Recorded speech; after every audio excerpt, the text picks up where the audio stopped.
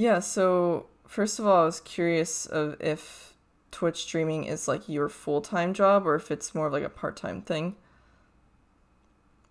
Um, for the past 6 years, it was a full-time thing, but recently I got an apprenticeship with a marketing agency, so I decided to kind of take the jump and see how that goes. So far, it's going really well.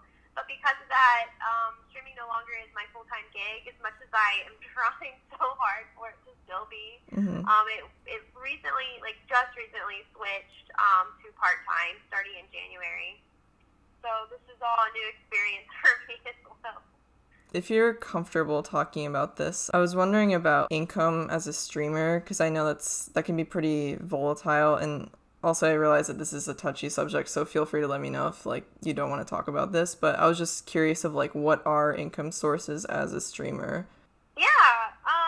So as a streamer, I don't know exactly how much you know, but I'll just paint through all of it as if I'm talking to somebody who has no clue. Sure. Um, so the main source of income from streamers are subscribers. Subscribers are people that basically pay $4.99 a month to their favorite streamer, and um, let's see what else. We also get bits. Bits are like a digital currency from Twitch, where like 100 bits equals like $1. So people in the chat can like donate bits, and then like they can have messages attached, and streamers have the option of allowing the messages to be heard, like and pop up and appear, which most people usually do. And we also get tips, kind of like how you would give a tip to a waitress. You could also tip to a streamer, and usually that's just done through PayPal, so they can just send money directly to your PayPal.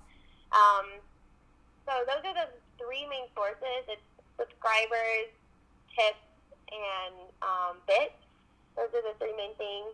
Also, on top of that, for some streamers, sponsorships are actually really wonderful to have, especially if you can partner up with somebody like, say, for example, you're partnering up with Still Series. You can get, there's like two kind of types. So I'm going all over the place, but Sure. there's affiliates and there's sponsorships. Affiliates are basically a way for you to get an extra bit of income if somebody uses your code, and sponsorships are just straight up like brands are paying for you to do X, Y, and Z on your stream for like this period of time.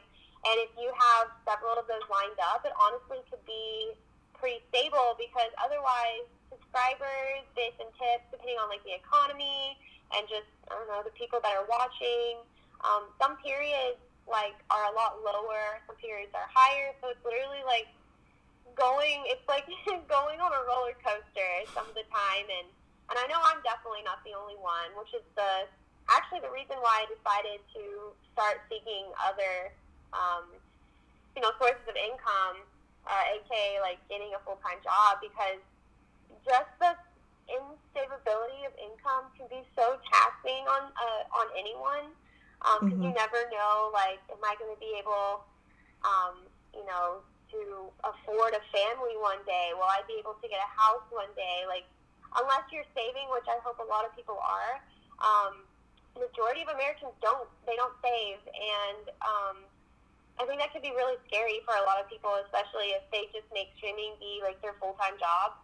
They're basically just, requiring, like, basically their audience to like keep them afloat sometimes, and that can be scary. That's why sponsorships are awesome to have, but sometimes they're very few and far between, depending on the streamer, of course. Oh, that's interesting. For like sponsorships or affiliate, do you ever approach the company yourself, or does the company always approach you? Oh, I think it's honestly, I would say it's a little bit of both. From my perspective, I have reached out to a lot of companies to work with them. Some came back, some didn't. Totally fine. And I've also had companies approach me about certain things. Like I had a while ago, I had Hot Pockets come and find me and sponsor my stream, which that was like a huge deal to me, because that doesn't happen every day. Mm-hmm. And then sometimes you use like platforms like or people who have done this for a while, it's all about, here, let me back up. It's all about networking. It's about who you know. And if if you network with somebody and they get to learn more about you, there's always more chance that they can refer you to a company, and then that company can reach out. But I think it's a little bit of give and take. It also depends if you're, partnered up with, say, for example, you're partnered up with, I'm blanking on the name right now, but like an agency where they basically go out and find sponsorships for you. I did a couple of sponsorships with a company called Leehype. There's other big agencies out there that sponsor, really large streamers like Ninja. Again, I'm blanking on the name right now. I don't know why. But if you're partnered up with some of those, that really helps with, getting your name out there. But still, a majority of streamers don't have something like that. But if you can find it, certainly grasp onto that, because that's a great opportunity for you and your stream. Oh, that's really interesting. I never knew agencies were even a thing for streamers. OP Group is also another, it's called Online Performers Group, and they have a lot of broadcasters that they help out with, and Loaded is the biggest, in my opinion, the biggest one that I know of, who in their network, they have Ninja, Shroud, Lyric, Ammunition, etc., and that's the agency you want to go to if you want to work with some of the top streamers. So there's smaller ones too out there, but they're a little less official. And hopefully, I really do hope that they continue to push and there's more of these that pop up, because that would be wonderful for smaller streamers like myself. Some companies, and this is fair, they all see what is our reach? How many people are we going to be targeting when we use this? When we partner up with a certain streamer. And of course, the Ninjas of the world, they get a ton of viewers and that's a ton of impressions. But some brands kind of forget the middleman, or the little man here in this scenario, where a ton of viewers doesn't always equal transactions made and stuff. But for some smaller communities, their audience are super dedicated and super wanting to support the streamer. So a bigger streamer might not be able to make as much of an impression as a smaller streamer would some of the time. But I think brands are still learning that that it's not all about the follow count. Yeah, it's funny that you mentioned that, because I interviewed a marketing director at a decently sized gaming company, and she said that pretty much the same thing you're saying, that they would target both larger streamers, or I don't know, YouTube gaming personalities, and micro quote unquote personalities, so people with let's say 5,000 subs, and they're every sub is more dedicated to the channel, and so they're more likely to invest in affiliate or sponsorship items. Yeah, it's interesting that you say that. Yeah. Then me and her think very similarly then. Yeah, right. For sure. And something I was curious about, so for your professional career, I know that, well, I was researching a bit about you, and it said on your Facebook, or I forget what platform it was on, but you're getting a BS in marketing, or you just got one, right? Last spring, I got my bachelor's in marketing. I was curious about what kind of positions you were looking for in the gaming industry. I know Sean, I'm sure you know what Sean does. Is it something similar to that, or a little different? Personally, right after I finished graduating, I did ask myself that question, okay, now what? And something that, I've always been involved in the gaming industry, with streaming and just totally dedicating my life into this whole entire new world. I was man, I really want to work with something that I'm familiar with. I want to work with games. I want to work with people. I would love to work with streamers. And yeah, a community manager position is such a really cool position to have if you can find it. And something that I was struggling finding is an entry-level community manager position. I actually had quite a bit of difficulty. It might just have been the timing. Jobs open and close all the time. But, community management was something that I, saw myself doing. But until recently, kept bringing back up the whole networking, because I had met somebody from the industry, and then they knew that I graduated. They actually told me about this apprentice program where pretty much what I'm doing now and what was really interesting is another side that, I wanted to do was try to get brands to notice more streamers. So when this opportunity came up to accept a apprenticeship with a company I'm working for now, I was going to be the gaming apprentice and pretty much also help with large brands to pretty much come up with ideas in the gaming industry that can also involve streamers or just involve the gaming industry as a whole, which has been such a cool experience because instead of, me as a streamer seeing from like the outside and what brands do to going into like the inside of what brands do is such a unique experience, and I'm loving it so far, but I would like to keep doing more like account coordinator positions with, helping brands find and expand who they are as a brand, as well as like bleeding that into just the gaming community and how they can get more involved, whether that be esports or Twitch or who knows what. That's really great to hear. What's like rewarding for you personally about working with streamers or working as a streamer? Let's see. I feel like my most rewarding experience as a streamer is seeing something that literally started from nothing turn into something that's honestly a lot bigger than myself some of the times. I know I still get amazed every time, like, I turn on, I go live, and there's 100 or more people there in chat just waiting for me. And, obviously I must be doing something right for them to keep coming back and always saying hi and always interacting with me. I feel like that's honestly the most rewarding experience being a streamer.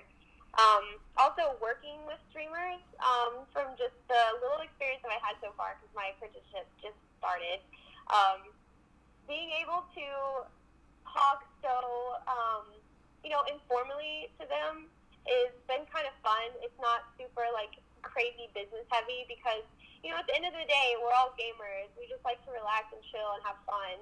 So it's not so much, corporate, like a corporate relationship that you would have with your boss. It's something super more casual and chill, and that's something that I really appreciate talking with streamers.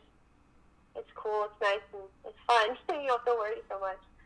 Yeah, definitely. I get vibes like that from Sean too, so I think I know exactly what you're talking about. It's definitely nice to not have the corporate vibe that you're just talking about. Another question I had was, how does your relationship with your audience work for you personally? Have you built friendships from your audience, or do you keep it I'm the performer and they're an audience, so do you keep a barrier between yourself and them? Let's see. So at the very beginning, now streaming has been a learning experience, and I definitely am not the only one who could say that. You learn what works and what doesn't work. And at the very beginning when I started streaming, there's some kind of, it's just it's so, I guess this is a silly word, but magical when you have such a group of people that really, love hanging out with you.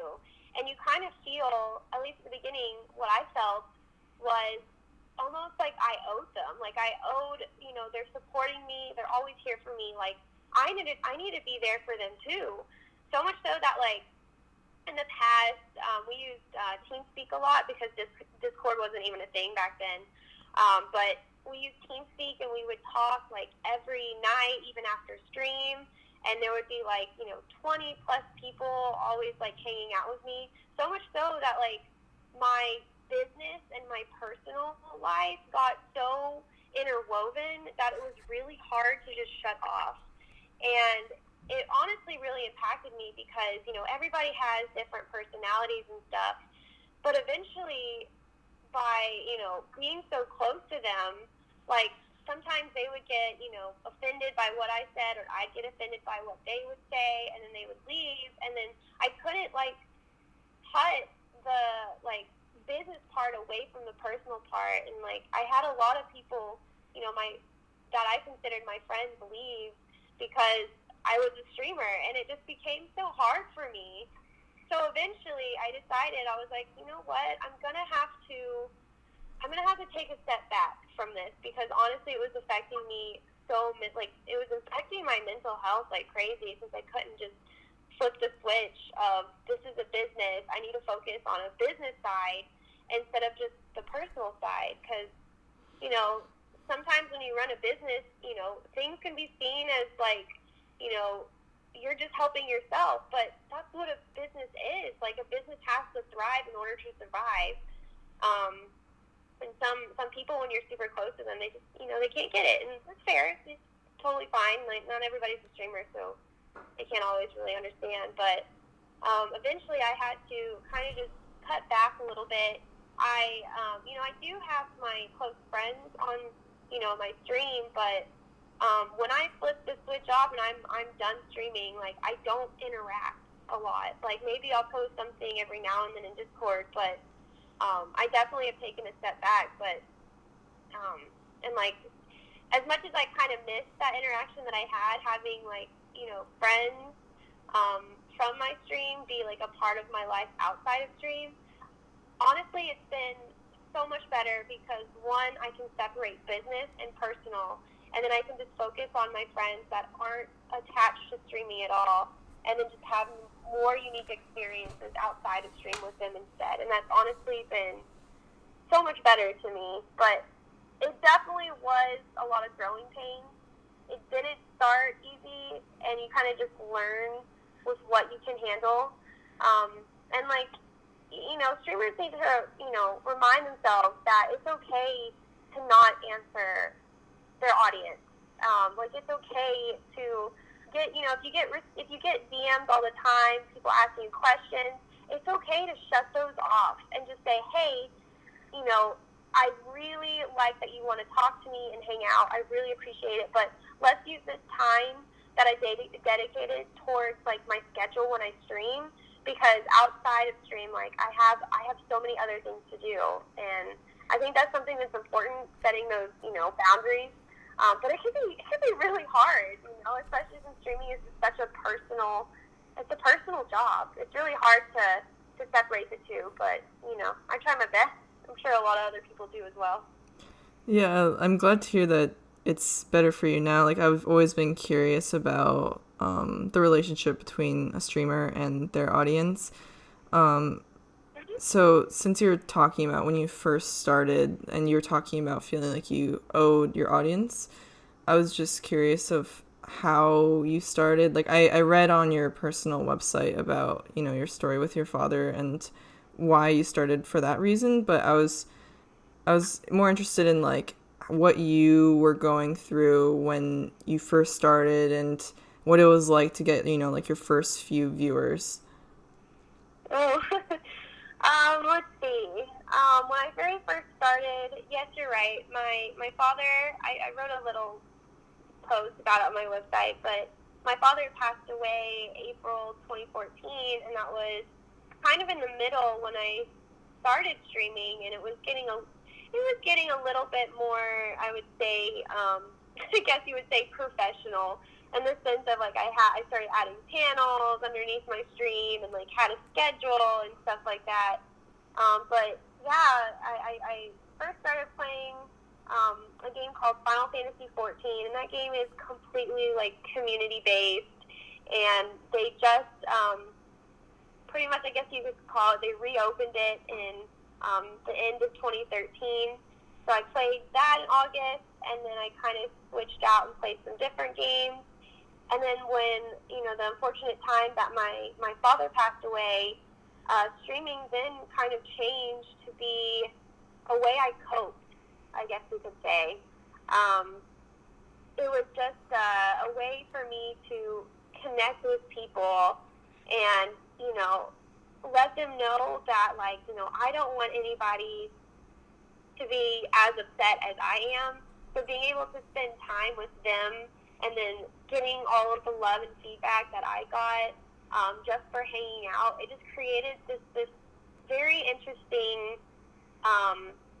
connection that I had with them. And, at the very beginning, you get your one person that comes in and, is like, hey, and then you freak out. You're like, oh, my God, somebody's actually watching me. And then it just slowly builds, and you're just like, holy cow, how am I this entertaining enough for somebody to want to, keep watching? And, eventually, I would say, I'm going to be honest, I can't remember. It's all just a blur for, how I got to where I am today. But it was pretty much just using Twitch, as a coping mechanism and just, connecting with people, and that's what built my own community. Just a bunch of positive people that just want to have a good time and relax and, be there for each other when, things happen, because things happen all the time. And I think that's kind of how I started, and I think I got my sub button when I played a game called Pokemon Black and White. My stream was so kind, and they helped me pitch in money so I could get a 3DS that could be streamed, because back in the day you could only get, you had to send or buy a Nintendo 3DS from Japan, and then Japan, they put in the stream capture card and they send it over with really confusing instructions, but I managed to do it. And because of that, I started picking up a lot more viewers, and that's where I was able to get a sub button. And then it's, been smooth sailing since then. Not really, but I played a whole bunch of different games after that, but that's where I kind of just started, pretty much. Oh, that's so interesting. I didn't know that for 3DS you had to send it through Japan and stuff. That's crazy. Another question I have is, how similar is your performing self from your actual self? Oh, that's actually a really good question. I feel on stream, I always want to be 100% myself. And I feel like I'm pretty much how I am in real life versus the computer. I feel when I am live, I'm a little bit more, careful with what I say. Because again, people get offended by little things, and that's why I choose to not talk about politics or, religion, all those kind of stuff, because those can just be touchy subjects. But in real life, I would have no problem talking to my friends about those kind of things. But when it comes to being live and a business, you definitely have to be careful with what you say. But that doesn't mean you have to turn your personality off in any way. And I feel like I'm just as silly on stream, probably even more so on stream than I am in real life, because for example, I did a 12-hour Majora's Mask stream just because I just wanted to have a good time with my community. I know, COVID-19 is just driving everybody up the wall. Everybody's having to stay at home. Everybody's worried. And I was like, you know what? I just want to have an event to have people relax and just have fun. So I dressed up as a character called Tingle. Oh, that's funny. He's like a forest fairy in the game Majora's Mask. And it's a really silly elf costume. Now, I was able to do this on stream. Do I have enough courage to do this outside of stream? Absolutely not. Maybe for Halloween, but not just some random day. But on stream, I feel like I can be more myself and not have to worry about people judging me. It's literally, honestly, it's the same thing of doing it online versus offline. But I guess it's just, I'm so comfortable with my community, and I'm comfortable enough in the gaming industry that this kind of is more acceptable than like going to Target and like this in this costume. More you would get more like funny looks. So I mean, just going back to your question, I feel that my personality shines on stream, and but pretty much like besides just being more professional in a sense, that's pretty much it. Like I feel like I'm pretty much the same thing live as offline. Live as I am offline. Yeah, that's great. I'm glad to hear that. That's funny about the Tingle costume. It was so embarrassing, but it was really funny. Oh my god, I should check that out, honestly, because that sounds hilarious. Yeah, and this isn't necessarily a question, but I did watch your suicide prevention like stream clip on YouTube, and oh yeah, I did want to say thank you for that, because I mean, I know you opened up on the video, and I just thought it was really honorable, I guess is the word, for you to do that, and I think it's great that you opened up about it on camera, because you know, those kinds of things with family mental health can be really hard to talk about, even to your close friends, and so I just wanted to say thank you for doing something like that, because I was just like, wow, like I did not expect someone to open up so much about their, you know, personal life and experiences with mental health. So yeah, I guess I just want to say thank you for that. And of course, like the donations was pretty incredible. But yeah, but it was incredible in a lot of ways. Thank you. That's very sweet that you that I impacted. Like that's something that I didn't honestly think by, you know, creating that charity that big of an impact would have happened. And I still to this day, you know, I hear people like you saying, you know, thank you for saying that, because I feel a lot of the stigma is to, you know, keep it behind closed doors, and it's bad to talk about your mental health. People are going to think you're weird, or something's wrong with you, and that you can't get any help, and it's so wrong, and that's something that I'm, you know, a couple, you know, actually before I started streaming, I wouldn't be able to tell you I could have done what I did during that stream, but because of just Twitch as a whole, the gaming industry as a whole, streaming as a whole, even my community, the way they shaped me, making me more open and making me more loving, and just having all the support from people, it kind of changes you, but in a good way. Like for me, it changed me in a way where I felt safe, I felt comfortable telling people my story. Yes, granted, I was shaking the entire time when I was telling that story, worried about what people were going to think. But because I had, you know, a history of all this love and support that streaming gave me, it changed me in a way that just made me be a more incredible person, a person that's able to share such a really horrible, sad story, but do it in a way that I can hopefully change the lives of other people, to let them know that it's okay to talk about it. It's okay if this happened to you. It's okay, you know, suicide is a very tough subject to talk about, and it's okay to talk about it. It's okay to, you know, feel sad. It's okay to be depressed. You'll be okay. There are ways out there that tons of awesome people and awesome, you know, programs and stuff out there to help people that are struggling. And, you know, going back, like, I just didn't want people to feel the way I felt.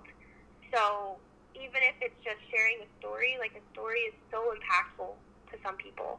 But I'm happy you watched that and you felt something from it. So thank you, Emma. Yeah, of course. Yeah, thank you for that. Do you hope to continue doing similar kind of like live stream donation goals similar to that one? Yeah. I mean, I'm still myself trying to figure out how streaming is going to look like now with my full-time job. But, you know, charities have always been something, you know, that I've loved doing and loved being a part of something, you know, again, bigger than myself. And charities are a great way to, like, connect with people and, like, let them know, like, what's out there. Maybe something that they've never experienced before, didn't even know existed. But, yeah, I feel like I'm all about mental health, so I love doing mental health charities for, you know, the American Foundation for Suicide Prevention or another charity called Take This. I love doing things for them, but I also want to, like, try to expand and do some more just interesting stuff that I've seen. Like, there is a charity that reached out to me not too long ago. I wasn't able to do it just because of timing, but it's called, like, 1,000 Funds charity. I might be saying that one wrong, but they basically raise money to empower women in the gaming world, which is so cool. But yeah, I want to do more charities in the future.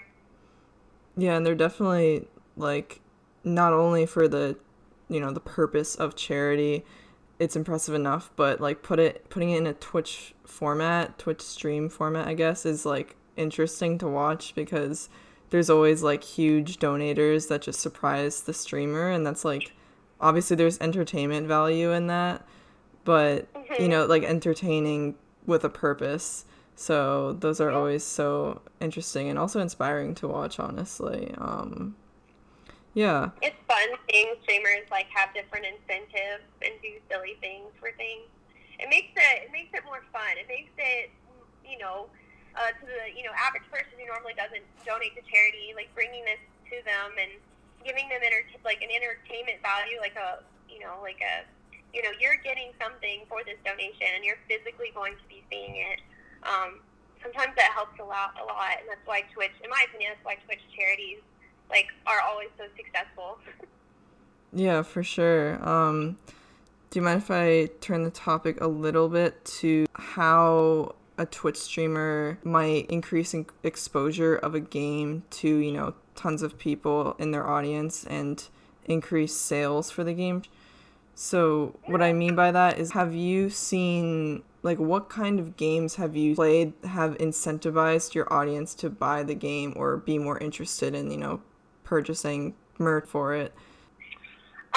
Let's see. There can be a couple different ways. One, if it's a game that's not really heard of.